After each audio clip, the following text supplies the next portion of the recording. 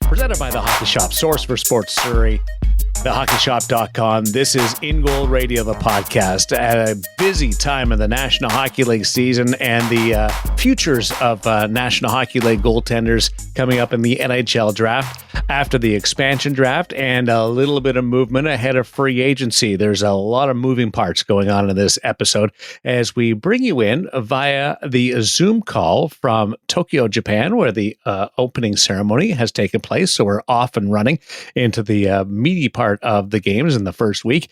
And over on Vancouver Island, we have Kevin Woodley and David Hutchison, the co-founders of In Goal Magazine, although you guys aren't together. You guys are on the same island, but you're not together.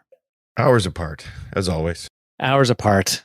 Distance makes the heart grow fonder. As Woody, we have the expansion draft to talk about, and then we'll get into the major transaction involving Alex Nedeljkovic, and then free agency and how that trickles down. But the expansion draft and the three goaltenders that were selected by Seattle, a very different tack than what we saw 4 years ago from the Vegas Golden Knights.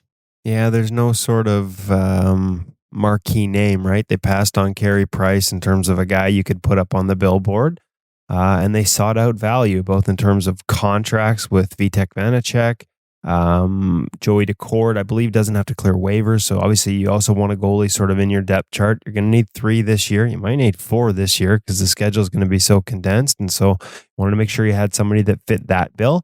And then Chris Driedger signed to a 3-year, $10.5 million contract. So, you know, a bet they're making that all the success he's had over 2 years in a smaller sample in Florida is going to translate into a bigger role in Seattle. So between that and the trades, the other thing is, I think we need to get Vitek Vanacek on the podcast, guys, because pretty much everyone else involved has been, both whether it's the Nedeljkovic-Bernier trade, both past guests, Chris Driedger, that fantastic hour-long interview he did with us last summer, sort of walking us through his evolution as a quote-unquote late bloomer. And Joey Decord, one of our early guests, when he was with the Ottawa Senators and fresh off his NCAA career at Arizona State. Some great talkers and great guests in the past, and all heavily involved as we sort of head into the meat of the offseason here.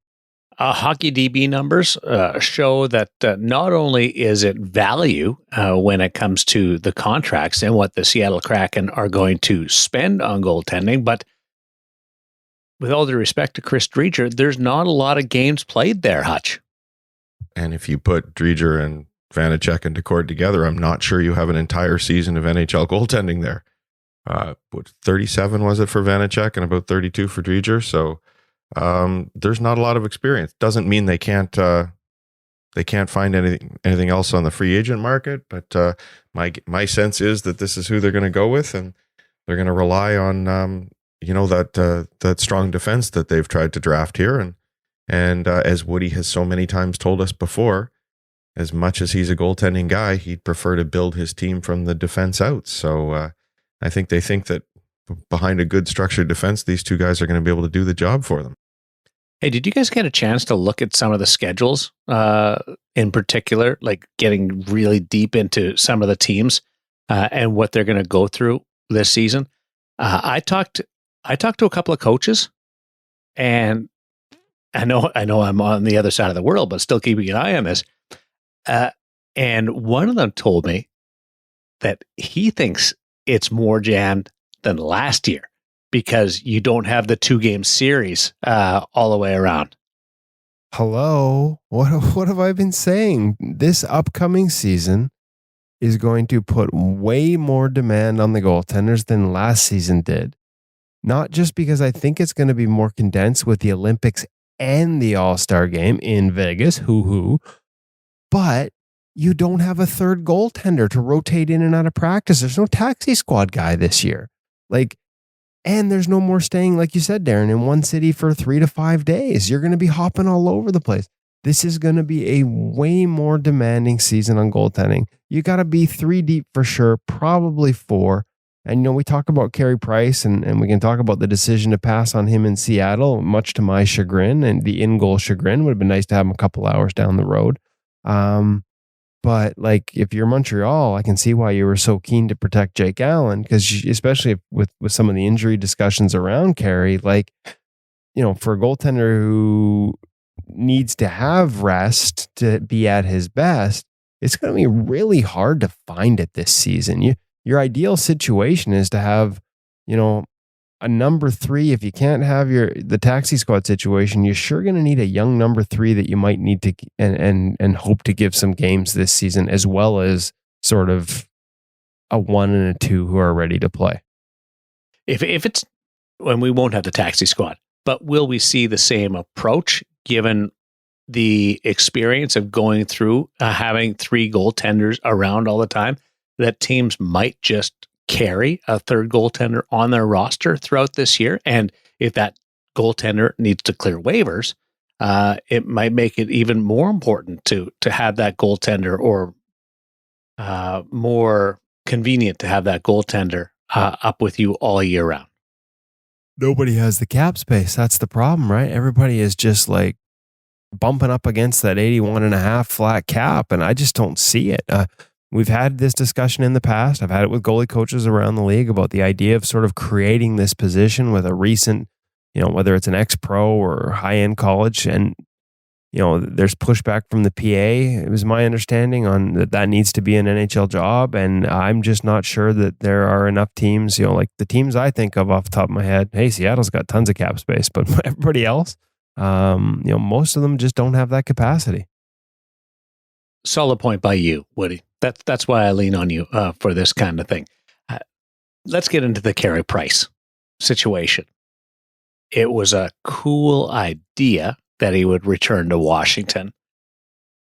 Hutch, do you think it ever got that close? I like to think it did. I mean, we were all getting excited. Again, to use an old Woodyism, we cheer for stories here, and that would have been one heck of a story. I think most of the people that I was talking to over the last week sure thought it was a possibility, hearing anything from sort of 50-50 to even 75% from some folks who even know him, that it might end up happening. I don't know, guys. I don't know what you were thinking. There's a lot of chatter throughout the day about insiders breaking the story long before we ever had the draft. And I'm a guy who hates to open his Christmas presents early. I was never the kid to snoop in the closet to see what I got. So I was a little sour about all these names being broken early. But then I was thinking about it. It's Christmas morning and you open your present and, oh, sorry, you didn't get what you asked for. No Carey Price. It wasn't. I guess it was anticlimactic at the end of the day. We were certainly hoping to see it around here just for the story, just as Woody said, to have him a little bit closer, to have him coming through Vancouver so many more times, and just love the way that Marc-Andre Fleury became the face of the franchise in Vegas, and we saw that as possibly happening here. But obviously, they don't value goaltending in quite the same way that Vegas does. To me, it's the one part of the story that didn't get told a lot, and it was the reason we've kind of always thought this might be possible. And the other reason that I thought it might be a good story is not that he wants to leave Montreal by any means, but then you get the sense, I mean, obviously if he agreed to it, he had to be on board with the possibility. I just thought it would have been a really nice fit for him, knowing how much he loves the area. Obviously, Angela, his wife, being from Kennewick, and how much time he spends in the Tri-City area now in the off season, and they spend as a family, and how much, he just sort of embodies the Pacific Northwest, really outdoorsy guy, and loves to fish. And I just thought it would have been a really good fit for him. I never really believed that Ron Francis, if you look at his, really everything he did in the expansion draft kind of fits his MO, analytics based.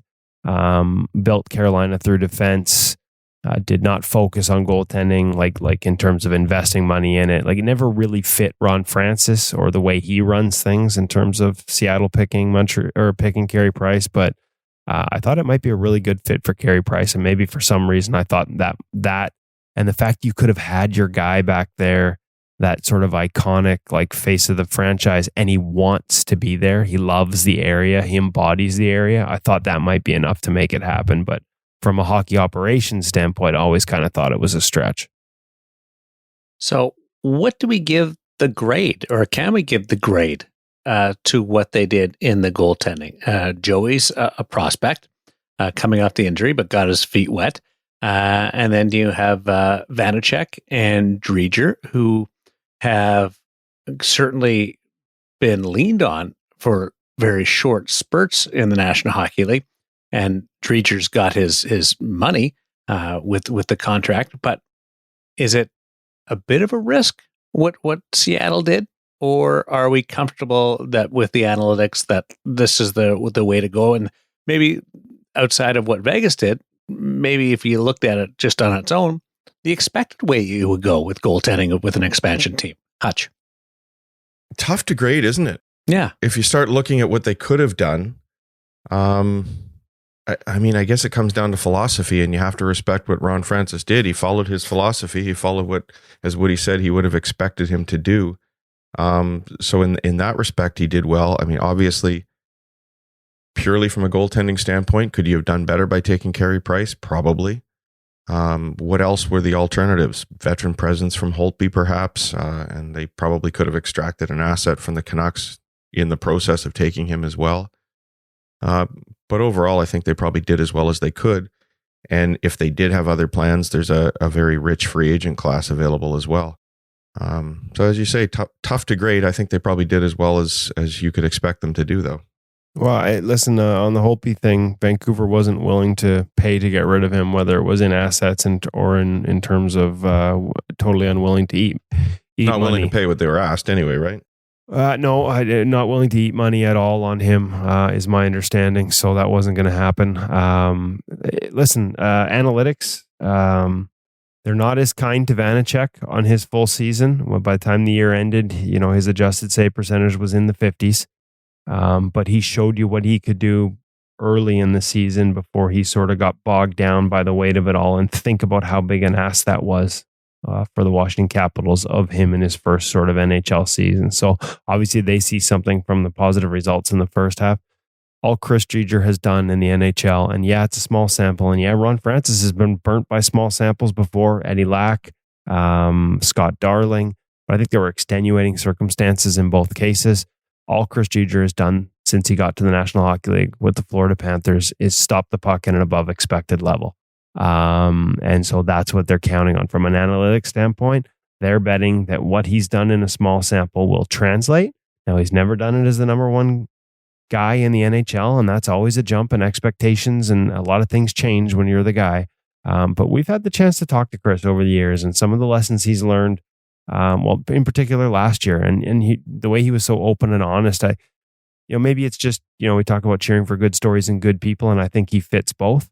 But I have a funny feeling he's going to be able to handle this. So, especially they appear to be a team that's going to build from the back end.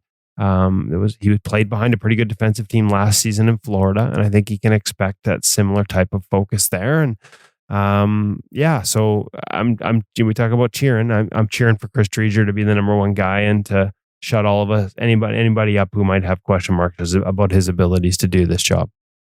And with so many assets up front, certainly on the blue line, I don't know whether Ron Francis is done just yet. What they have now is probably going to be tweaked, either added to or just moved around a little bit. We'll see what happens. So when it comes time to go to camp in September, what do we think of the sweaters, guys? Love them. And Chris Dreger has already promised me that the gear to match will be sick. Really? Oh, yeah. Let's see what happens on that front. Ron Francis' former team made a move with their goaltending, and the finalist for the Calder Trophy is no longer within the organization. He was drafted, he was groomed, he was tutored and mentored, and Alex Nedeljkovic, now after his breakout season, is a member of the Detroit Red Wings. Everything pointed to Nedeljkovic either going to Seattle or signing a longer-term deal with Carolina. Why is he in Detroit? Anybody know? Well, in the Seattle thing, he was never exposed, right? So he was their protected goal. There was talk going in that he was going to be exposed, and then there was, you're right about that. But going in the process that they might expose him and Seattle would take him. It all came down to, much like Seattle, organizational philosophy, and Hutch talked about it with Ron Francis when he was with the Carolina Hurricanes, and I don't think it's changed since he's left the Carolina Hurricanes. They don't, I'll be careful. I was going to say they don't value goaltending. They don't believe you need to spend on goaltending. Right. And so Alex Nedeljkovic his qualifying offer came with arbitration rights. He's a Calder finalist. He was on the all-rookie team for the first NHL first all-rookie team this season. Had a heck of a year. He posted a .932 save percentage. And if he had decided they couldn't come to terms on a deal and he was given Carolina, he was probably being offered a lot less than the $3 million over 2 that he signed promptly for in Detroit. And they were worried about the arbitration award, frankly, just being more than they were willing to pay for a goaltender, let alone, didn't matter whether it was one they drafted, developed, one that handles the puck. Like, to me, listen, they got Bernier. They've already lowballed him. Maybe they'll sign him. Maybe they won't. Maybe they'll go to the market and try and find a bargain there. They're talking about going big, and they're an experienced team ready to contend for a cup. And that if they're going to pay for goaltending, they're going to pay for experienced cup-winning goaltending. I'll believe it when I see it, in terms of them, quote-unquote, paying for goaltending. But at the end of the day, if they were going to pay for goaltending, they were going to pay for someone with more experience. That's at least the spin that's on it. And I mean, listen, I'm not justifying it. There's all kinds of question marks to me. If you're going to let him walk for nothing, you got a 3rd-round pick and a chance to talk to Bernier early. Mm-hmm. Letting him walk for nothing seems crazy, but that seemed to be the way they were headed. And man, like, even if you do, like, the adjusted numbers on Bernier are actually very similar to Nedeljkovic, behind a very different team, way more chances. And Ned's going to be a lot busier than he's ever been. But even if you thought you could get the same goaltender for a little less, like, the adjustment period you've got to live through, the fact that, like, even if Jonathan Bernier stops the puck at a similar level to Alex Nedeljkovic and plays maybe a more controlled game that they see fitting their system, doesn't handle the puck like Ned, doesn't have built-in communication with the defense like Ned that allows that puck handling to get them out of their own end. Like, there's just so many things that are built into the guy, to balk at it like that is, I understand why everyone's shocked. Analytics decision, do we think? I've got numbers on Ned that are really positive, not as positive as his raw numbers. I mean, the .932, his adjusted save percentage, along with Bernier, sort of, falls in. It's not. I think his raw save percentage is the top of the National Hockey League, right? Like, that .932 led the league last year. And but the environment in Carolina, does that point to that you can not put anybody in there, but opens up your options? Because it's such a good environment, a responsible. Yeah. It's a goalie-friendly environment, but we've talked about this before. Not everybody can play behind that. There are a lot of really, really good, busy goaltenders that go behind a team where they don't see a lot of shots. We talked about this with Jack Campbell. Yeah, it is a skill to be able to play behind that kind of team. And I think one of the things with Ned's puck handling, not only now they would have better numbers, and I would die to see these numbers. What they believe the value of his puck handling is to their transition game and their offense. I would love to see that analysis, because in Eric Tulsky, they have like one of, if not the best analytics guys around the league. So maybe they don't value that as much. But it's interesting to me, Ned's expected save percentage is way higher than Peter Mrazek's this year. And we've seen that over the years. Shesterkin and Lundqvist, same goalies. Jari and Murray, different goalies on the same team with huge discrepancies in expected save percentage in the same year. One guy handles the puck really well and one guy doesn't at all. And the guy that handles it always has the higher expected save percentage because they don't spend as much time in their own end. So I'd be curious to see what that evaluation is. But the numbers I have them very close, Bernier and Nedeljkovic, in adjusted numbers, but in very, very different environments. Obviously, Ned's it was one of the easier ones in the National Hockey League this season, and Bernier's definitely wasn't. Detroit and where they are in their program, you could point to that. But Bernier, when you compare his numbers to the rest of the team or his partner, were pretty good. Oh yeah, that's right? What I'm saying. Like, his adjusted numbers were, I mean, They were very similar to the Nets. They're very similar. So, but again, just his expected save percentage was 16 points lower than Nedeljkovic's. So, like, such a different environment. Like, we weight them for shot quality and say that they're similar.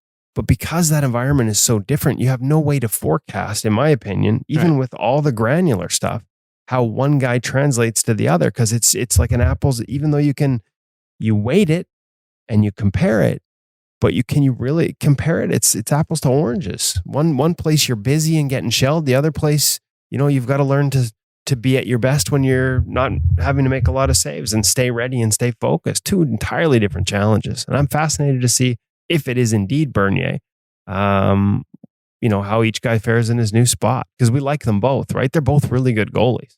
Really good goalies. We should talk about a little bit about the Detroit angle too. Hutch, when you look at Detroit's taking a gamble on Nedeljkovic, who's had a really good first season in the National Hockey League and stepped in and was great. But is he taking a chance, Nedeljkovic, on Detroit? Like, because he's going into a much different situation than he was in Carolina. If you want to like good numbers, stable environment, you stay in Carolina for less money. But you get more money, and I will command stick taps to everybody who gets more money, because I that's not calling anybody selfish. I think you should get as much money as you can. But is that a risk going into a place like Detroit? Well, of course it's a risk, but you're probably betting, on the pedigree of the guy who's running the organization. You probably feel that the direction the organization is pointed is the right direction. And you obviously, as a solid goaltender, have confidence that you can repeat what you've done in the past. It's a position built on confidence. And I'm sure Alex Nedeljkovic is more than happy to bet on himself. Guys, you have to follow the money. As an athlete who's got a very small, very limited window, I think as a young guy, you can't suddenly start turning down money and saying, I'm going to be really happy here with what I'm doing, because there's a knock-on effect for the following contract and the following contract. It's not just giving up a little bit this year and the year after.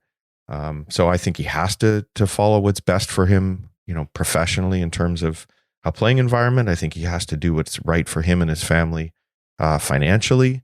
And let's not forget that he's got roots in the area as well. Did grow up in Ohio and play his minor hockey there, but then moved to the Detroit area to play hockey, and then moved on to the Plymouth Whalers as well. So I think he's probably really happy to be moving into the area.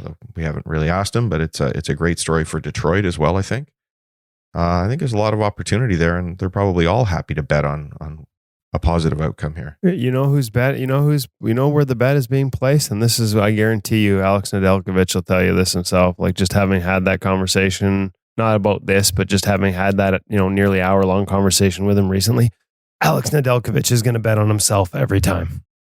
We're going to get into the draft and the conversation with Jesper Wallstedt in just a little bit in our feature interview presented by Sense Arena VR. But free agency, does this clear the deck at all? Make it any easier to forecast what's going to happen next week when it comes to free agency, Woody?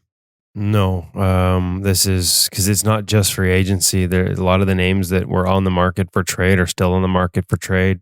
Braden Holtby in Vancouver, his agent's been given permission to help try and facilitate a trade.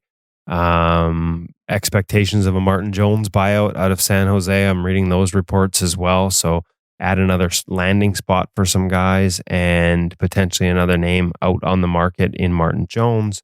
There's other guys who are on the market for trade. Like, this is just going to be a crazy game of musical chairs. And maybe the key is you wait it out. Because I know there's some goalies that are nervous about not having a seat when it ends. And maybe if you're Carolina, you figure we wait it out and we find, remember when Thomas Vokoun ended up in Washington for $1.5 million as a guy who should have been at the top of the free agent market. Just kind of an opportunity never happened, and he ended up without a seat when the music stopped. And this game of musical chairs is going to be like that. So very curious. I don't know that I'd bet an otherwise Stanley Cup contending roster on that type of move, but We'll see if Carolina does. So very curious to see where this all ends up. You know where it should end up? It should end up at the hockey shop, Darren. Because with all these goalies moving everywhere, they're all going to need new gear. Chris Driedger's already told us it's going to be wicked. Vitek Vanacek's a Bauer guy. I've already seen Bauer's on their social media teased him with an image of the Digiprint Seattle Kraken graphic, like spectacular. We've already teased a few masks that we think these guys should wear with Seattle. But goalies around the league are going to be jumping all over the place. They're going to need new gear, new colors, new looks.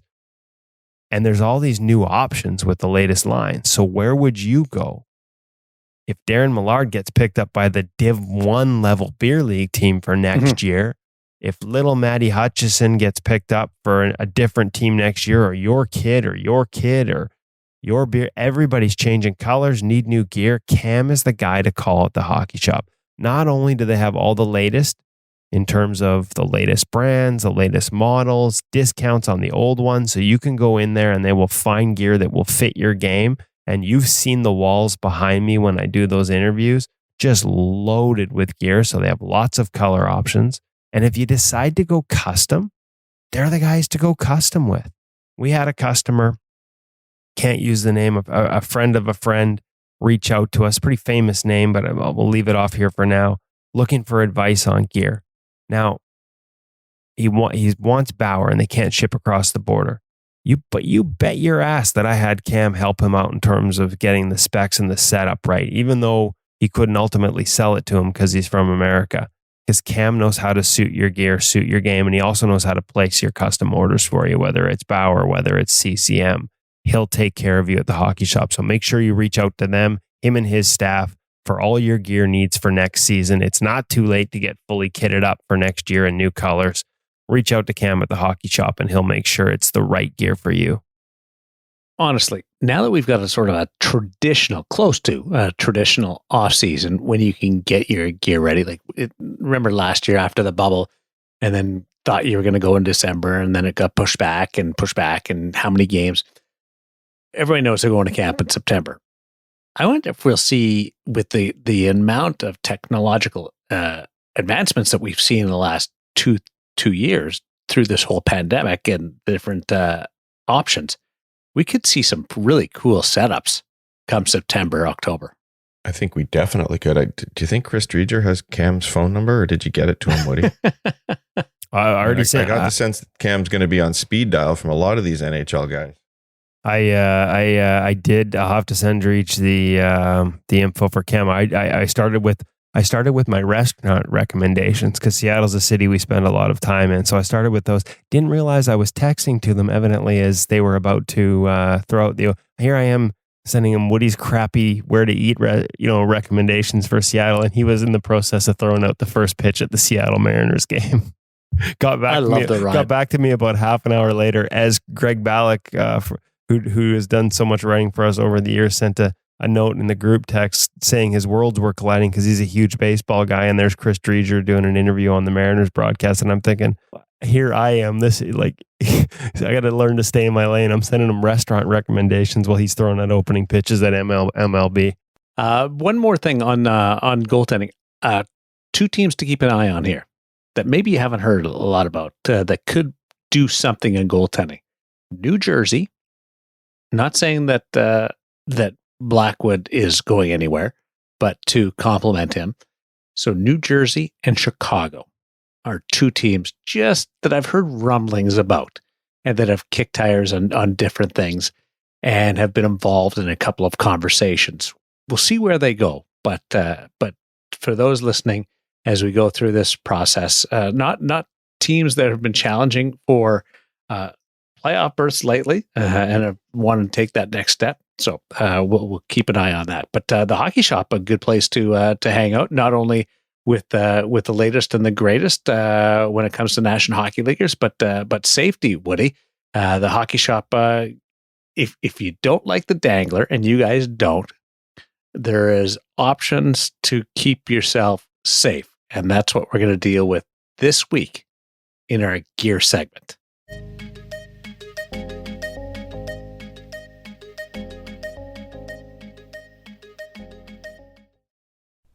Welcome back to the Hockey Shop Source for Sports. The summer of Cam continues with new gear rolling out. This time we've got the Warrior neck protectors, something a little more traditional, something brand new and very sexy that I'm going to hold. I'm actually going to hide this because we don't want to distract. Everyone's going to be like zooming in, and and we want them looking at Cam. So Cam, walk me through the RX3E Plus. This is just your pretty much, I don't want to say run of the mill, but this is your basic neck protection option for 2021 from Warrior. So this ritual neck guard, it's actually been around for a little bit. Just kind of flew on the radar. Nothing too fancy. It's just completing out Warrior's lineup in terms of their protective equipment. Uncertified, non-B&Q neck guard. What that means is it doesn't have the ballistics nylon in the collar, so it's a lower cut neckline. That said, quite nice high density padding. Again, good for that little shot impact. Not as much collarbone on this one, but if it's being comboed with a Warrior chest, they're already saying their collarbones are very, very protected. So that's why they're just covering off that neckline to round out their protection level. So good, but we have something better. Great. Do I say great? We haven't had a chance to really test this beauty. But this is the new RX3 Pro. So everyone always talks about those different Kova neck guards, Maltese neck guards. That's the one that jumps out to me. Yeah. This one to me feels, looks, has that Maltese feel to it. That's the first thing that comes to my mind, and that's a product that a lot of pros have used that you can't get necessarily anymore. Warrior's got an option here. You can walk in the store and buy it off the rack. They're just using their X3 foam, which is nice, soft, but impact-resistant foam, double layered. So it's very, very flexible, which is awesome, especially at that neckline, because it does come up a little bit higher, in particular, especially compared to that other one. That said, especially when I move down, it still flexes with you and doesn't catch up and have that kind of choke off. Give me steals it away from me because it is that exciting. Full-on bib style, so it is something you slide up over your head. You know, hey, if, at the end of the day, if that still bugs you, you can always just cut the end of it. I didn't tell you to do it, but there is an option there. Great profile. It's covering a lot of those tender areas. Kevin will do it up fully. We get a good idea of how much it actually protects all the way around. I think this is one of the best neck guards I've ever seen. You've had this for months. We had it on the ice months ago, and I remember saying when I saw it in the room, I'm like, that's going to be a hot item this summer. Unfortunately, supply's been a little slow to arrive, so we've had to wait. Yes, so stock's slowly trickling in, so get them while they're hot. That said, quick note, not B&Q certified, so a note for any of those minor hockey kids around. If you get something like this, you'll still have to have some sort of ballistics nylon protection, so B&Q certified turtleneck that you find upstairs in the players can be like comboed up with that, so you get that ballistics nylon protection. But then you get all the protection of the neck guard too as well. So. What I like about this, now obviously we haven't had a chance to test it in terms of impact protection. Obviously I've been using the Aegis one with the D3O and really liked it for the past couple of years. So I can't speak to the foams and what they, how they're made and how much impact they absorb, but it's nice and thick. The way they've sort of created seams here allows it to have some flexibility around the neck. And I think the biggest thing, as Cam mentioned, is it's got the double layer. So it's not one big solid slab. There's a little bit of movement in between the two layers. I can see how they kind of slide a little bit, even around the neck.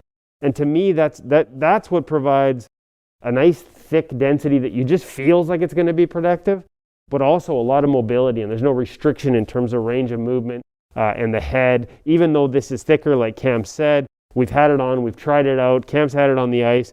A lot of there's not as much restriction in movement, because those two pieces are sort of layered and they'll slide independently of each other and probably create a little more protection as well. Yeah, so as we say a lot around here, confidence is key, and with this neck guard, you're going to be confident. How good is the protection, Cam? You feeling pretty good about that? Cut. How much do you trust me? Do it up and put the hands down, you chicken. All right, Kurt from Warrior. Oh, this is how you test your neck guards. Cam can't talk for next week's segment. You'll know why. Ooh. No, you can't hit underneath. So this is still good. It is fine. I can do this all day. So if you want to learn more about this neck guard, You can give me a call at 604-589-8299. You can visit our website. It's www.thehockeysHop.com or visit us in store here in beautiful Wally, BC. And for you out of towners, you can give us a call at 1-800-567-7790. Warrior Neck Guard.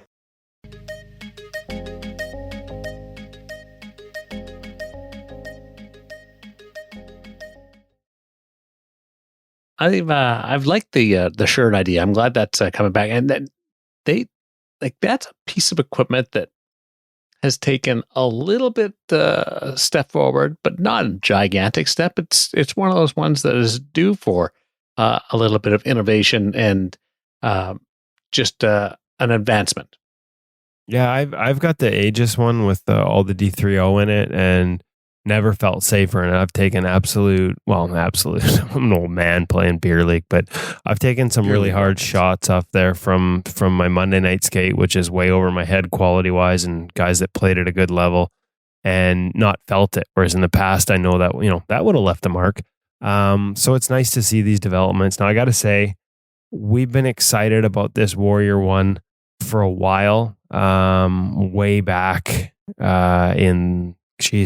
before the summer, it was on the ice for a photo shoot. Back when we were doing the E-Flux 5 and the Hyperlight gear on the ice, they had that neck guard. And as much as we just got everyone else hyped up about it, because I think it's not a cheap unit, but I think it's going to be worth it. It's coming soon, guys. Coming soon. It sounds like Warrior maybe fell victim to some of the shipping delays that are plaguing a lot of companies around the world. And for whatever reason, this neck guard should have been in by now, shouldn't have been in by last month, but it keeps getting pushed back. But if you're excited about it, make sure you drop Cam a line at the numbers he listed and put your name on an order to reserve one, because they're going to sell fast. And given how long it's taken to get the first batch in, who knows how long it'll take to get the second. This is going to be, I believe, a very popular item this year. It really is that comfortable, and it feels like it's going to be that safe. What's the percentage of goaltending hutch that wears one of those secondary neck protectors? Is it 100% if you're playing at a high level? Oh, at a high level, I don't think it's going to be 100%. Never will, but I think it's got to be pretty close. Mm-hmm. Because don't forget, as we were talking about offline, it's protecting your neck, but it's also protecting the collarbone area, because no matter what chesty you're wearing, they all leave a little bit to be desired in that area. They all can leave things exposed a little bit as you're pulling off or moving away from pucks in some situations, even if we shouldn't. I think it's sort of a vital piece of gear for a high-level goaltender at the very least. And then, of course, those crazy enough not to wear a dangler, it's pretty much an essential. Yeah, to me, you should be wearing both. But if you're not going to wear a dangler, this is like it's sanity or insanity if you don't wear the secondary under the chesty neck protector. It just feels like you're wearing a tie, though. I can't handle having a job where I have to wear a tie. So you don't wear one, but young Matty does? He does. Yeah, he wears. Okay. He's got both. He's got the dangler and he's got an underneath one. So he uses the son's CCM. smarter than dad. That's good. Mom is anyway. Yeah. I've been clipping all these Carey Price clips for In Goal Premium recently, and going through over the years and all the different. And I got to say, there's a conversation he has with a kid about why he doesn't wear a dangler, Darren, that I'm going to have to share on here real soon with you. Please, I would love to know. I've heard everything from it's cumbersome that you can't move your head to noise. That one always gets me. It's loud. It's noisy. Which boggles my mind. I'd love to hear the Carey Price. Darren, the company attorney just slipped me a note. He asked me to make sure everybody knows that the opinions expressed by Kevin Woodley on this show do not necessarily represent those of In Goal Media Incorporated. In Goal fully endorses the use of both a dangler and a regular neck guard at all times by all goaltenders. Thanks. Yeah. That's awesome, and tell Susan that we appreciate that little drop in because that Okay, I'll get off my soapbox, but I like the fact. I do like the fact that there's progress in the, like you talked about the one that you're wearing, Woody, and it gives you that little bit of extra padding in around the collarbone. Yeah, and we saw it at the pro level. Look at how many guys were wearing the Maltese option when it was available, and then when it was no longer available. I mean, I remember having guys text me going, "Oh my God, like what's the other, like what other options do I have here? I can't get a Maltese." And so I don't know that this is necessarily the same foams, but there's a level of sort of there's a thickness and a cushiness and a feel, and that to me was very Maltese when I put it on. So now the one downside to this new Warrior One, and Cam mentioned it though, it's not BNQ certified. So for a lot of the kids, this isn't gonna fit the grade for the young kids because they need to have a BNQ certified level neck guard. Just to be clear, the BNQ certification is for the protection of the neck guard from skate cuts. Yeah, right. So it's not so much the pounding of the shot. Another little quick tip here.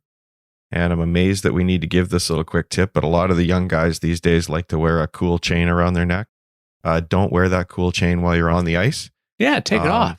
Little Matty Hutchison got a nice stint of practicing in junior hockey because a local goaltender here had a chain on, took one off the collarbone, and the chain actually caused a pretty nasty gash. And then again this week, I saw a goaltender take one off the collarbone.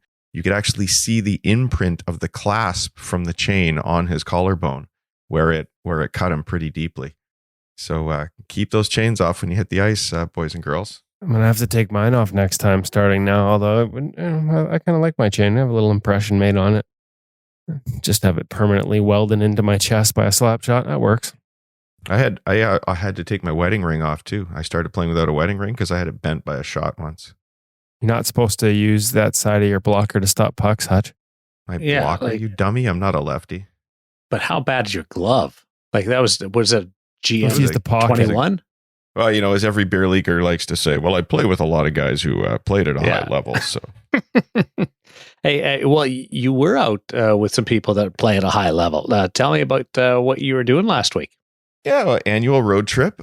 We head up to Edmonton for Eli Wilson's prospects camp, where that's sort of midget AAA and up goaltenders, quite a few from the Canadian Hockey League, and just an incredible group of shooters, all major junior NCAA shooters, some Canadian university as well, who are sort of all with WHL experience. And it's just a fantastic camp where kids are coming together of a similar level who are really striving to be the best and pushing each other. And of course, Eli puts an incredible program together, helps these kids really, simplify their game and get the most out of their game. And he does it in an incredibly challenging environment. A lot of places will tell you that they've got highly skilled shooters. Let me tell you what happens at Eli's camps, guys. All these shooters, they're not allowed to shoot in both sessions during a day because they're working so hard. Their hands, they all have to wear another set of gloves. They're not told to, but they do out of experience underneath their hockey gloves because their hands are just getting shredded from the work they're putting in. Eli's out there leaning on these guys to shoot harder, to shoot to score. He's giving them tips on how to freeze goaltenders, on how to, make the game harder for the goalies, exploit mistakes that they're making. I mean, they're just being challenged at the highest level. And we've really enjoyed the opportunity to go out there for many years now. And I get out there on the ice with the cameras and do a few things for Eli and for In Goal as well. While we were there, joined by Maria Mountain, who came out to spend a couple of days with the kids doing some of the off-ice training that they go through there. Eli's got his own program with a great coach as well, but Eli came in to Maria came in to do some work with the kids and did some pretty cool and innovative work on mobility and strength specific to the goaltending position. So always great to be able to connect with Maria and to see what she's up to. So great on-ice experience there with Eli, and then on the road trip home, never like to waste an opportunity. So we stopped in Kamloops, BC, and got to get out on the ice with our old friend Dan De Palma of the Kamloops Blazers, and did a session with him, and just a fantastic coach, just working on some real details of the game. Just love Dan as an on-ice coach, but love him every bit as much as a person as well as we do Eli. Just some of these guys, the influence that they have on these kids is sort of well beyond what they're doing on the ice. Really, really helps these guys become fantastic young men, and it's a pleasure to work with all of them. And then, of course, Darren, can't drive past Vancouver without going in to see Cam. So we went out and hung out with Cam for an hour or so yesterday as well, and spent a whole lot of money at the hockey shop, as we all like to do. Did Cam complain about Woody at all? He didn't even mention him. Huh. No, he didn't. It must have just been a breath of fresh air for him or something. I'm not really sure. Well, he got to talk. All the gear was on the wall. I mean, there was one beer leaguer in there it was like Christmas. He was getting a little bit of everything, and Cam was just servicing him so well. But other than that, all the gear was hung up. So Woody obviously hadn't been through there for a while either. Woody, people aren't even talking poorly about you. This is good. This is progress. I got nothing. You know what we're going to have to do? When you brought up Eli Wilson, Eli's got a great setup in his house with some framed sweaters. And we have to get Eli with a camera to walk around and just give us a tidbit, a little story on each one of the people that he's coached over the years, because it's a who's who of the goaltending world with those sweaters hanging on his wall. I think that'd be a fun feature one day. That sounds like a good plan. We're going to be up in Kelowna again this summer a couple of times probably, so we'll have to lean on Eli for a little cameo here. He's a big guy. Imagine him shouting at you, "Shoot harder, shoot harder." Yes. Yes. The shooters do. Sense Arena feature interview this week is a person that is just starting out on his professional career. Would he give us the 411 on what we're going to hear in the feature interview brought to you by Sense Arena VR? Well, I mean, starting out in his National Hockey League career with the draft, and by the time most of our audience listens to this, we're recording this on the sort of morning of the draft. So by the time most of you listen to this, you'll know which team he's going to. Pretty confident it's going to be in the first round. It'll either be him or Sebastian Cossa selected as the first goaltender. We're going to see 2 first-round goaltenders this year. I'm pretty confident of that, talking to people around the league. And depending on which team decides to go goalie earliest, it could be either one of them. But I just love the fact we're going to have 2 in the first round. From all those years of not having any to now having 2, a sign that teams, nobody's won a cup without a homegrown goaltender in over 10 years. Teams are valuing these top-end guys. And Jesper Wallstedt is definitely one of those, because he may just be setting out on his NHL career, but he's already played pro against men in the SHL. His technical game is already exceptionally sound. As a matter of fact, I would say if there's one thing, talking to some of the scouts, goalie specific, and coaches around the league that are looking at this draft, if there's a fear, and I'm not sure it's fair, but if there's a fear, they worry he might be a finished product already, because that's how clean his game is already, right? So they look at Cossa and see areas of growth left. And they look at Wallstedt, some of them, not all of them. Someone look at Wallstedt and they're like, wow, like it's perfect already. That's how good it is. And when you hear him talking, I think you realize that this is not a kid, and you'll hear in this interview, that is going to be done where he is now. He's going to continue to grow. He's one of those no stone unturned kids, right? Like he's talking about watching, you'll hear in the interview, not just watching NHL goalies and looking for ways to get better and sort of taking note of how they do things, but watching goalies from all leagues and watching for ways to get better as a goalie. And I love that mentality. And as you'll hear in this interview, there's a lot to love about Jesper Wallstedt. Well, there's so much unknown in this National Hockey League draft, because some players didn't play at all. The Ontario Hockey League didn't go. There were stops and starts in the Quebec League. The USHL had a more consistent season, but there was stoppages. And so everybody knows about the challenges this past winter for prospects. But Wallstedt's a bit of a known commodity. I wonder if that's because of this year and what we've gone through, if that's an easier sell for a first round pick.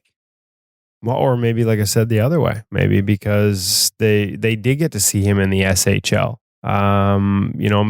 Maybe I find that sometimes with scouts and prospects, you look at a guy so much, or you look at a guy, and in Wallstedt's case, more than maybe others, you start to nitpick as opposed to, at the beginning and early viewings, you see things that amaze you on the positive side. And the longer you watch, you start to look for perceived flaws and things like that. And that's probably a pretty simplistic way of looking at it on my part. These guys that do this are excellent at what they do. But yeah, it's human nature, right?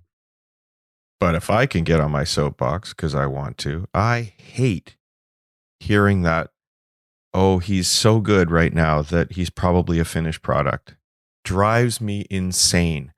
Now, I'm not saying it's easy to evaluate all those other things, but that's only a tiny component of goaltending, that technical mastery of the game. I mean, if it was everything, then every solid goalie school goaltender out there would be able to play 2 levels up. There's a lot of really refined kids out there, guys. Doesn't mean they can suddenly step into an NHL net or a major junior net. There is so much more to goaltending than the technical mastery. And those things are really hard to read. But how do you read the game? What is your sense when you're on the ice and a play is developing in front of you? There's stopping the puck, but then there's so much more. And, please don't discount these guys that have that solid skill from the beginning. And just because a goaltender is weak on the technical side of the game doesn't mean you're going to be able to bring them up either necessarily. Although I can understand a coach looking at a 6'7" goaltender saying he's got room for growth on the technical side of the game and wanting to make him a better athlete as a result. But the two don't necessarily go hand in hand, guys. Well, there's so much more to the game, Woody. And the reality is Wallstedt must understand all those elements because he broke Victor Hedman's record as the youngest player to play in the Swedish Hockey League, the top level pro league, as a goalie. So obviously there are a lot of those other elements in place. And I should be careful too when I say that room for growth with Kosa. I've watched him and done for a big goaltender, we always talk about that sort of sweet spot of size. And I think there are a lot of teams that don't see that 6'3" range that Wallstedt's in. They don't care if you're 6'6", and actually Kosa's already 6'7" now. They changed that listing recently. I saw on the World Junior thing, and I saw in an interview where he said he was 6'7" now. The sort of knocking when you get into that range is usually big goalies, bigger holes when they move. But when you watch Kosa and the way he tracks into movement, man, he does not open and close a lot. Like there's a lot of efficiency. So I see a lot of efficiency in his game already in terms of movement and tracking and some of the mechanics that are rooted there. I think he actually, has already answered a lot of the questions that get asked of big goalies about holes and opening them. So at the end of the day, both of them, I'm pretty confident saying are going to go in the first round. By the time people hear this podcast, we'll already know to which teams. And that's a positive for goaltending on a whole and the way it's perceived around the National Hockey League. You're right. For the second straight year, we've got a lot of goaltending talk in the first round of the National Hockey League draft. Jesper Wallstedt, our feature interview brought to you by Sense Arena VR on In Goal Radio, the podcast. Hey, before we run off to that interview, Darren, let's just thank our friends from Sense Arena. I told you I was up in Edmonton at Eli Wilson's camp, and while I was there, a new Sense Arena unit arrived. One of the coaches showed up with his Sense Arena. Another coach who just finished a professional career over in Europe was telling us how much he loved the Sense Arena. Everybody I talk to just loves the Sense Arena experience and what it does for their game. Even professional goaltenders we talk to tell us, I can't believe how realistic the Sense Arena system is when I step onto the virtual ice and start facing shooters, how realistic it is. I've told you before, guys, I actually don't look at it as can it replace the on-ice experience, although we know that teams like the Los Angeles Kings use it because it takes away some of that repetitive strain of all those butterflies we have to go through in a practice session. It can allow you to get some reps in that aren't hard on the body. But I don't compare it to the on-ice experience. I compare it to what are you doing off ice right now? If you don't have Sense Arena, you're probably juggling. You're probably bouncing a ball off the wall. You're playing catch. You're doing all sorts of different hand-eye coordination exercises. Maybe you're doing some neuro training, some other things like that. Sense Arena's got it all, and then it takes it to a completely different level. It 10x's your experience because you're getting a real goaltending experience. You're facing shots from video shooters who've played pro hockey, or if you're younger, you face shooters more age appropriate. You get a chance to read the shot, to read the release, to face real pucks in this virtual world, and Sense Arena can really take your game to a new level. Hey, we've talked here on the show before, guys, about how my son Maddie called it a cheat code for goaltending because he used it before an ice session and just found his tracking was unreal. Really cool to hear while I was away that Bill Ranford actually dropped Maddie's name at the Goalie Guild retreat, apparently, in talking about Sense Arena and saying that it was a cheat code for goaltending. So that was kind of a cool experience for Maddie to hear that had happened. But just reinforces that it's just an incredible tool for goaltenders, and really encourage people to get out there and give it a shot. And if you check out our website, our socials, there is a bit of a discount for in-goal members who want to go and try Sense Arena. So we get a little cheat code of our own for when you're checking out your Sense Arena. And then when you go through the drills, and then you can look back through the point of view, through the eyes of the shooter, and just see how you're reacting. And that's a cool little feature too. Yeah, sure is. And we're going to actually use that. We'll feature that in a drill that we're going to post in the next week or so here, where we're actually going to take some of Eli's drills, some of the stuff that we've done over at In-Goal Premium, some of the drills we've released there, and then we're going to put them together into a Sense Arena experience as well and show some of that off. And using that ability to look at what you were doing on the ice is going to be part of that. So really cool opportunity.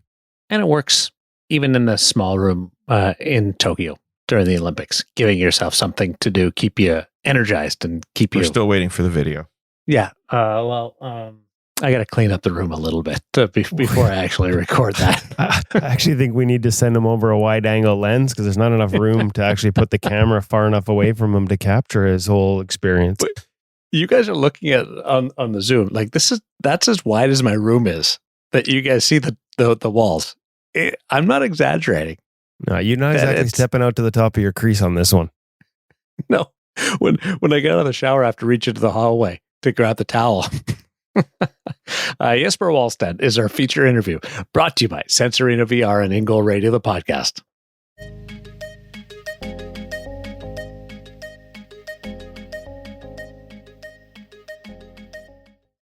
At the start of a really exciting week, I got to ask, Jesper, like what's going through the mind? What are the emotions like right now? Like this is a pretty big week for you. How are you handling it? Yeah, it's been a rough couple of months, a lot of things, but I've had a lot of fun. I've enjoyed this process, and I'm very excited for whatever is going to come up now. I know both me and my family are really looking forward to this and really going to enjoy this moment. So we're very, very happy where we are, and we'll see what's going to happen after Friday. What has the process been like? Like just a lot of interviews, obviously handling us in the media. I've seen you do a lot of interviews on the media side, but also with NHL teams. Are there any parts of it that surprised you? Any questions that caught you off guard that you can share from some of the teams? And yeah, there's been a lot of meetings with them on these Zoom calls, and also a little bit of these newspapers and media style, and a little bit of everything. I've had to work out in the morning and then try to manage these things in the afternoon so I can get on board with everything. But I have had a lot of fun. I have enjoyed this. And throughout these meetings, there have come up a couple of weird questions or so, but I don't really have any specific on my mind. But there has been a lot of funny things that we have talked about, and they asked them a little bit of everything. But it comes down to that I have just had a lot of fun, and I'm a very social person, so. I enjoy having these meetings and meeting new people and discussing a lot of different things. There's so much of the game is mental these days. I mean, we talk a lot about technique and the evolution of the position. It's one of our favorite topics here. Like the game has changed in the 20 years I've been covering it so much for goaltenders. And yet a lot of it comes down to your ability to handle it between the ears as much as between the pipes. What is that where a lot of the questions are more of the questions about the mental mindset side of things, or are they asking you about technique and things like that when you get into these interviews? Yeah, there's a little bit of both. There's some question about how you think in your game plan, and a little bit how your game style is too.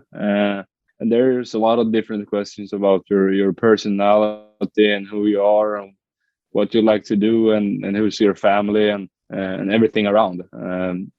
I would say most of the questions are about who you are and what you're liking to do outside of hockey. Because most of the time they know who you are on the ice. They know what you're doing there and how you have performed and everything. So they would just want your perspective in some on those things, and then they often like to ask you about your who you are and your personality and who is your family and stuff like that. But as I said, a lot of fun and really enjoy this. They're great persons behind all these organizations. Okay, let's get to the good stuff. Let's get to the fun stuff. How did you become a goalie? What got you into the position? Why do you love the position? Both my dad and my brother played as a goalie, and so it was pretty easy for me to go that path too. So I was watching a lot of hockey when my brother was playing there, and also my dad has teach me a lot of it, and just being very interested in me. So I think I got on that path pretty early and just loved being the goaltender and being the person to save pucks and kind of in some areas be the game winner and in other games be the one who can lose the game for the team. So that's probably what made me enjoy that position so much. When did you start? When did goaltending become your position? Was it early or a little later? I think it was a little bit later. I started off with playing both goalie and as a defenseman, and I really enjoyed playing both. So I think when I was around 12 or so, I changed to just be a goaltender instead, because as I say, I enjoyed that more than playing out as a defenseman. We've had this conversation with lots of guys. Braden Holtby is one of the ones that jumps out the most. Like, he thinks that not just becoming a goaltender at an even earlier age helped him a lot, because playing out, or whether it was a forward or a defenseman, let you sort of learn the rhythms of the other players and sort of feel the rhythm of the game, the patterns that evolve in a game. Do you think it helped you that you weren't a goalie only from too young an age? Yeah, I think that helped me a lot. I think just keeping that skating and both maybe trying to get the perspective of the players on the ice. I think that helped me a lot. So when I got into goal, I maybe were a little bit better skater in the goal than the other goalies, and maybe I could see the plays happening a little bit before in some ways. And that's something I try to bring with me today. I try to visualize and read the plays before they happen still today. So I think I got a lot of things from playing as a player too. But so that's, I'm really happy for myself that I sticked with playing both for so long, or as long as I could. No, reading the game, being able to read those patterns, like you said, being able to sort of anticipate what's coming next. Being a player helped you at a young age.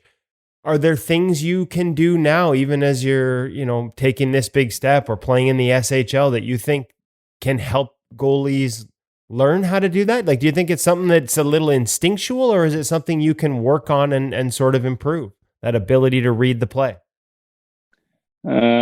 I think it mostly came down to just watching a lot of hockey. That's what I've done. I watch a lot of KHL, SHL, and NHL. I like watching all the top leagues in the world, and just trying to learn from everyone. You can learn a lot from the game, how it plays, and for me as a goalie, I learned a lot of things from the goalies throughout the world. To try to see and pick up small things from them that I maybe can put in my game, or try to develop in my way to that can give me some development in those areas. So I think it has been good, very good for me to just watch a lot of different hockey and try to stay with all these different leagues and see how they develop as goalies there. Oh, that's fascinating. I remember Thatcher Demko telling us when he was younger, he used to watch a lot of, for him, it was NHL, but he actually kept a notebook of the different things that the goalies would do. Again, like you said, watching it and looking for ideas, but actually making notes on it and then maybe going to practice and trying it. Have you ever gone to that extent, or is it just everything sort of you as you see it, you think about it and just leave it in the memory bank? Yeah, I think I pick it up with my mind. I think I have it in my hand. Discuss a little bit with the people I have had around me and small things just that maybe works for me. So I would try to develop all these small things and mostly from watching a lot of other goalies and see what I can pick up from them that they are doing well. I'm wondering, who do you watch mostly in the NHL? Do you have a favorite specific goaltenders? And how big a difference do you see when you watch, say, obviously the NHL, and maybe what's the biggest difference you see NHL compared to, playing in the SHL at such a young age and watching footage, as you said, the KHL as well? Do you see differences in the tack, differences in the way the goaltenders handle it? What are the biggest ones? Yeah, in the difference, it's hard to say from the goalies there.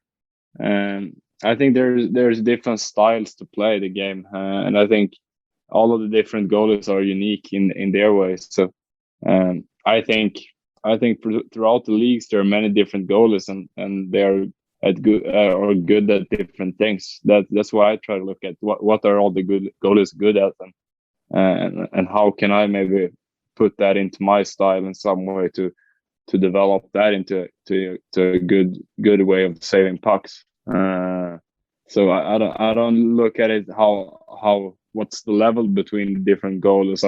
I try to just see what are they good at, how can I improve from watching them, and then just a little bit how the games plays out, and a little bit how just to get some game sense, a little bit how the players play, and just how the attacks folds up, and a little bit like that. But mostly just like to watch and maybe just pick up some small things from the goalies.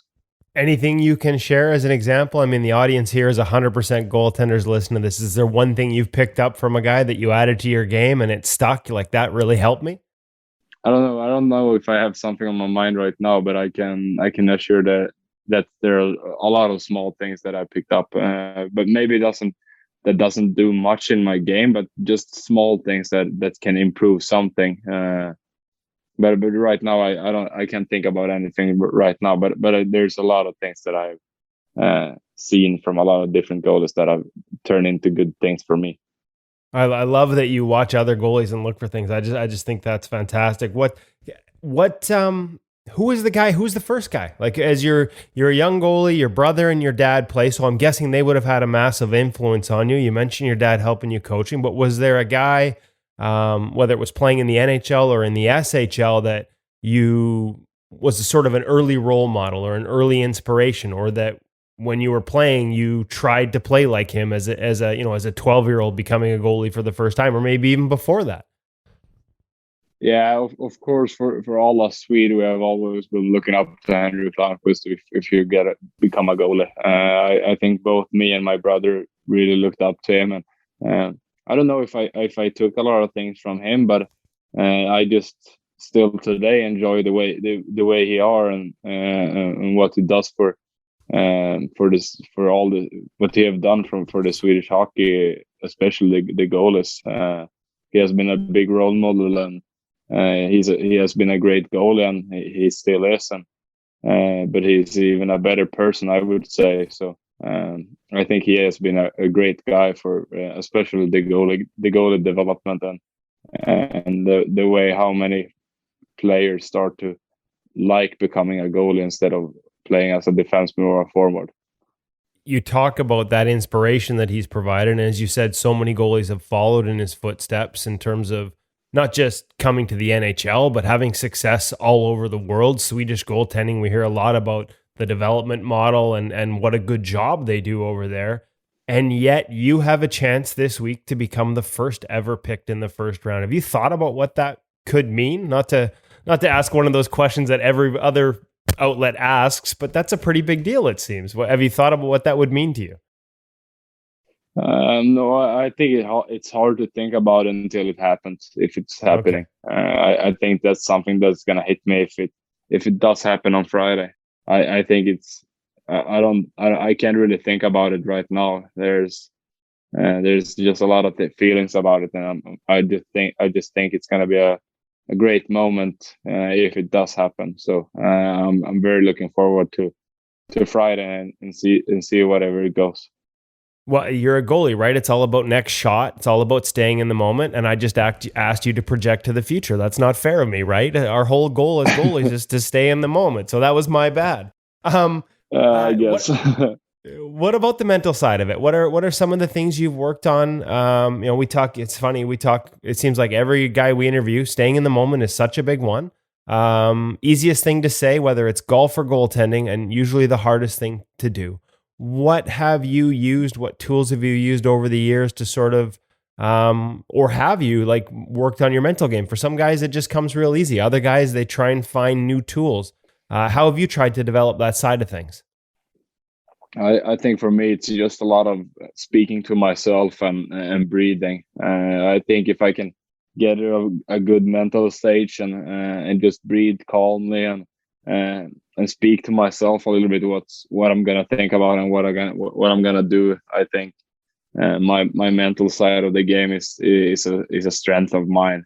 So I think it maybe have come a little bit more natural for me, but I still try to have some reminders of things to just breathe and talk a little bit to myself and keep staying in that special bubble we goalies often have.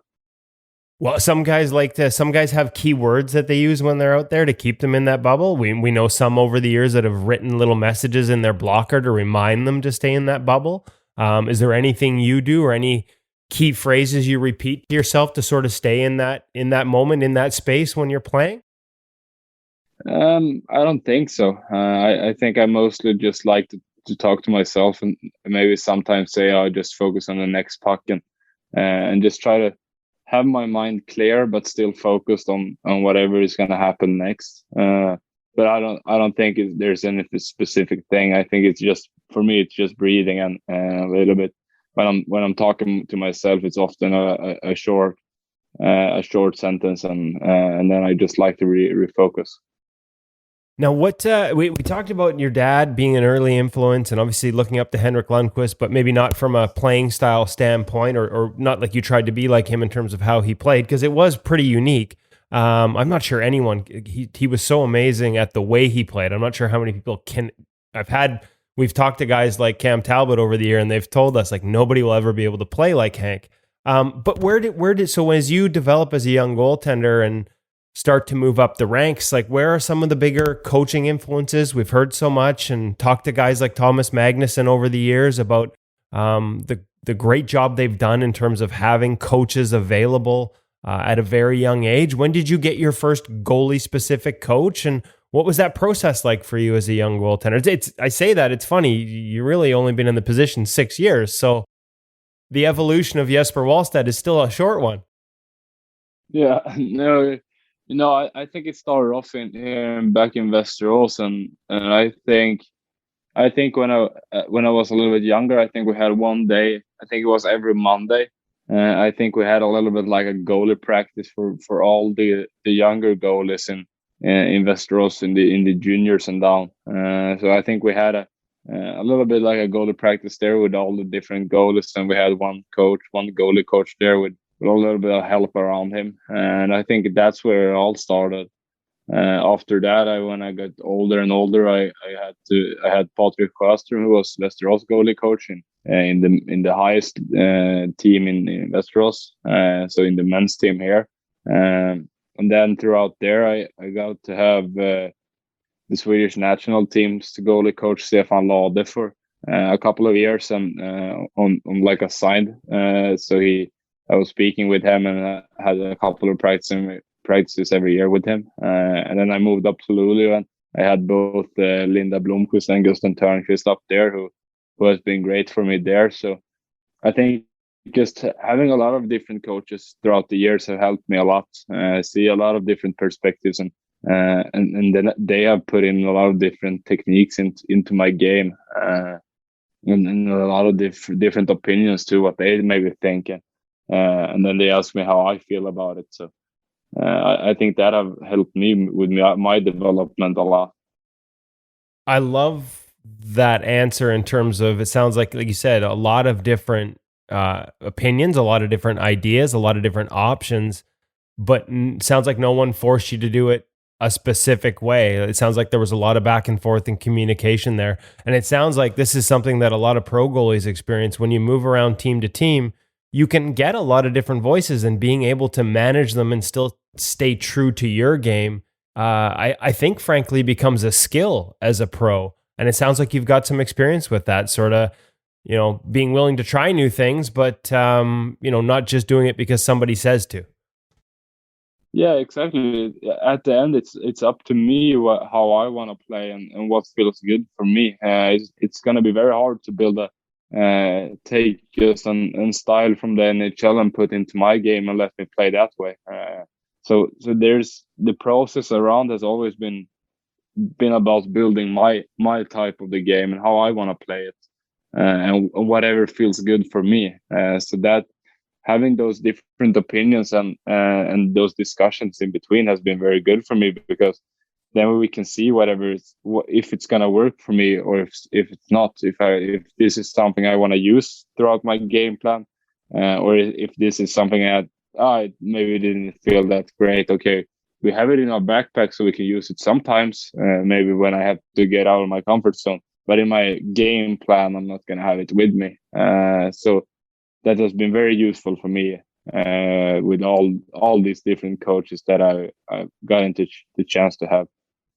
Also, I had forgotten that you had Linda as your coach, so there's a little bit of synergy for us here at In Goal Magazine, because one of our first stories at In Goal Premium was Linda at a goalie coaching conference over here. It was in Nashville, sort of walking us through SMS, reverse VH over here, but SMS for you guys, and how they sort of developed it and taught it over there. So everything's coming full circle in this interview. I love it.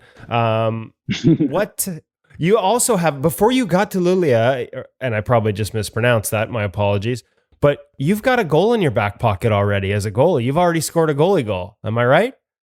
Yeah, I did with Västerås under 20 team. So, I mean, like, that one's checked off the list, no? Because a lot of us have that on the checklist, and not everyone ever gets to do it. What was that like? Oh, it was just a lot of fun and an unbelievable experience. I had a lot of luck and unfortunately put it in the net. So it was a lot of fun and yeah, we had a great time and we won that game. So everyone was happy. I hope you won the game if you got an empty net goal as a goalie. Where's stick handling rank for you as a strength, and is it something that you think goalies can work on as well and need to be? Sometimes I find for young goaltenders, they're asked to sort of be good at it, but they don't necessarily get dedicated time to work on it. Was that something you got time to work on as a young goaltender? I think it's a strength of mine, and I think it's very important. When I was young, I always had a puck besides me. Even though I was a player or if I was a goalie, I always had a puck at my stick so I can go dribble a little bit or go shoot it a little bit. And I shot sometimes back here in my backyard. I had a goal and a net behind, so I can shoot some back here also. But I just enjoy dribbling and shooting some pucks in between all the exercises on the practice. And I think, as I said, I think it's really important. I think it's something that you should be good at, because you can you can play a little bit like a third defenseman role and help the team with great breakaways pass.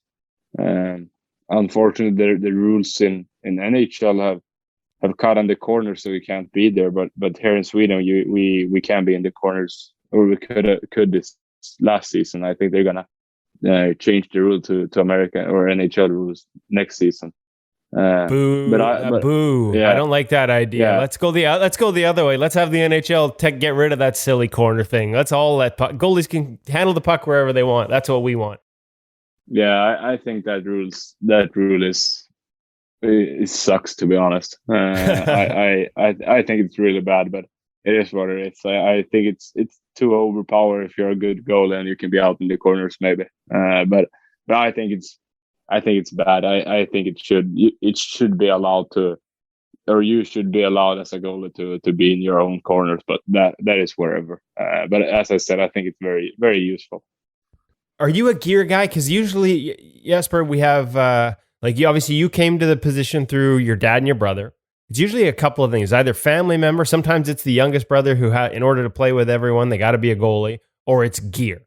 So for you, we know it wasn't necessarily gear that brought you to the position, but did you become over the years a guy who, like, I know you're a Bauer guy now. Do you really analyze your gear, or is it just, give me something that I like and I'll go out and play in it? Yeah, I'm a big gear guy. I nice. think I have tried to got into that point that I know what I want to use. So when I order new stuff, it's always, I like to try those new hyper lights, but I want them as my pads has always been now. But I'm a big graphic guy, and I like a good style. So I'm trying to have that in mind when I'm ordering new gear. Nice. Okay. So, I mean, well, of course, you grew up, admiring Henrik Lundqvist, and he was the king of iconic style, especially once Bauer started doing the printing. So that's a perfect match for you. Yeah, exactly. What's the setup right now when you say you're trying the hyperlights? Like, what do you love about the Bauer gear? I think they're very, very well stabilized, or whatever you say, through on the ice. They're very very good down there, and there isn't much to they have good rebound control. That's very important for me. They put all the pucks down in the corners, so they help you a lot. And I think overall the gear fits me well, and all the adjustments I have made on them fits me very well. So I have really enjoyed them. They're very nice people at Bauer too. So they're very friendly and very helpful. So I think I'm gonna keep going with the Bauer gear for a long while. Yeah, well, and the style points matter, as we said. So just quickly, we'll wrap this up. This past year, obviously, World Juniors, you came over, didn't get a chance to play, I think, probably as much as you wanted. Frankly, not as much as we wanted either, because we wanted to watch. What was that experience like, though, being in the bubble and sort of isolated and on the other side of the world? And I mean, not that you haven't been at, international tournaments before or away from home, but what was that? Was there any takeaways? As much as you would have liked to maybe played more, were there any takeaways, anything you used to get better out of that experience? I think it's always a great experience being away with the national team. I'm always enjoying that, but the bubble overall was a little bit weird. It's nothing that you're used to, right. And especially when we in Sweden didn't really have those strict rules and everything, and we got to America and or Canada, and they were very strict with everything. So that's something you aren't used to, and you had to adjust to that. And I think it worked out fine. Maybe it wasn't great, but as I said, always a good experience being with the national team, and you're always having fun there. And then, as you said, didn't get to play as much that I was hoping for, and I feel maybe that I deserved a little bit to play a couple of games more or some games more. But I took that with me when I got home instead, and played 8 games in a row with Luleå directly after, and I think I played really well there. So I think I got some extra energy when I got back to Sweden instead. What was that step like? I mean, and I know you'd played there before, like you finished the year, but you'd played up before. As a matter of fact, the youngest player ever to play in the Swedish Hockey League at the top level, I think it was Victor Hedman's record that you broke. What was that jump like? And playing against men, adults, which is what you're headed towards now, whether it's in the National Hockey League or you go back for a year, either way, like what's the biggest jump? What's the hardest part of that transition? What was the biggest takeaway from it? I think just on ice, everything goes a little bit faster. They're a little bit smarter and more skillful. I feel like when I got to do a couple of practices with the SHL team, I got into that pace, and very fast it felt more natural for me, and I could start developing at that stage. So I just think it's a difference in pace and in speed and in skill. But I think for me it took a couple of days or a couple of weeks, and I got into that momentum, and then I felt pretty good at that situation.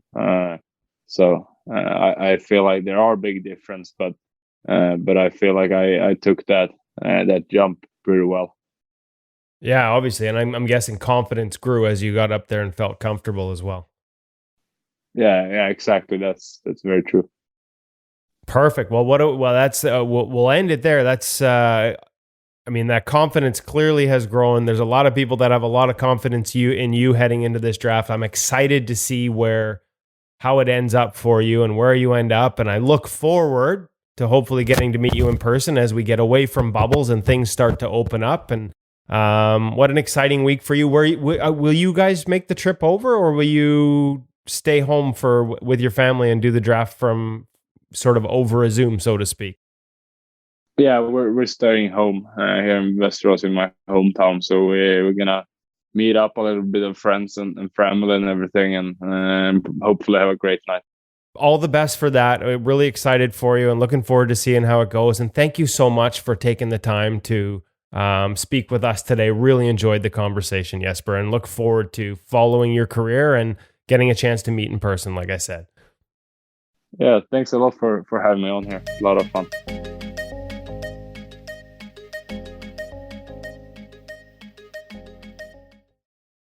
Can't wait to watch him develop and where that next step is. He's not Carey Price, but I love how smooth he is. Like, he sort of reminds me a little bit of that. Is that fair, Woody? Is it ever fair to compare someone to Carey? Yeah, no, you're right. No, you're right. He